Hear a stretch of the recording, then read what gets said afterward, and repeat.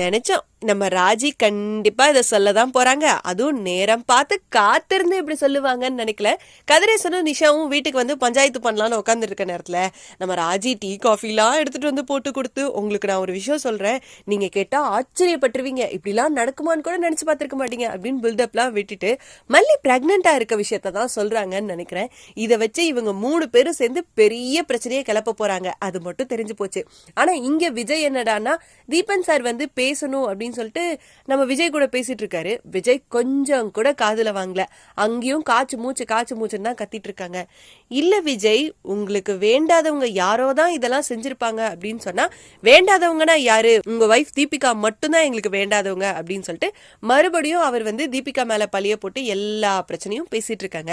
தீபிகா பண்ணாங்க தான், ஆனா இப்ப மாறிட்டாங்களே, வெண்பாவுக்காக தேடி அவங்களும் தானே அலையிறாங்க. ஆனா இங்க நம்ம மல்லி ஏதாவது ஒரு லீடு கிடைச்சிடாதா அப்படி இப்படின்னு சொல்லிட்டு அவங்க ஒரு ஆட்டோக்காரவங்க கூட சேர்ந்து மல்லியும் நாகும் யாரையோ பார்க்க போறாங்க. இந்த லேடி யாரு, எதுக்காக இவங்களை தேடி போறாங்க, என்னெல்லாம் நடக்க போகுது, மல்லி வெண்பாவை கண்டுபிடிப்பாங்களா மாட்டாங்களா, ஃபுல் எபிசோட் பார்த்து தெரிஞ்சுக்கலாம். நான் சொல்ல போற விஷயம் உங்களுக்கே அதிர்ச்சியா தான் இருக்கும்னா பாருங்களேன். என்ன விஷயம் மாட்டி இருக்கு?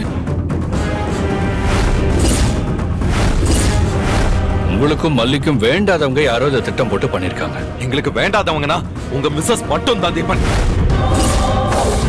இங்கதான் வரேன்னு சொன்னாங்களா? ஆமாம்.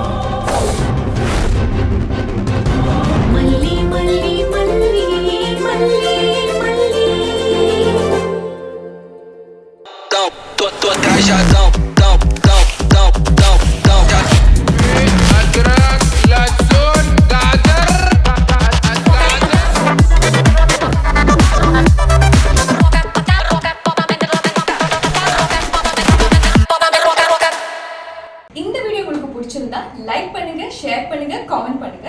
Saregama TV shows Tamil subscribe பண்ணுங்க.